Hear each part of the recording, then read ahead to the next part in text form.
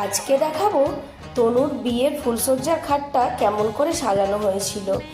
এত ভালো লেগেছিল আমার ওদের সাজানোটা দেখে, কিন্তু তার মধ্যেও মনে হচ্ছিল একটা কিছু ভুল কিন্তু ওরা করেছে। দেখুন, মাঝখানে যে গোলাপ দিয়ে লাভ চিহ্নটা বানিয়েছে, ওই লাভ চিহ্নটা কিন্তু আমার মনে হয় একটু উল্টো দিক হয়ে গেছে, বা এক মাঝামাঝি জায়গায় কিন্তু এটা হয়নি। যাই হোক, সেটা আর বলে এখন কিছু হবে না, কারণ এটা তো এখন পুরো রেডি হয়ে গেছে, আর বেশি ঘাটাচাড়া নাড়াচাড়া করে কোনো লাভ নেই।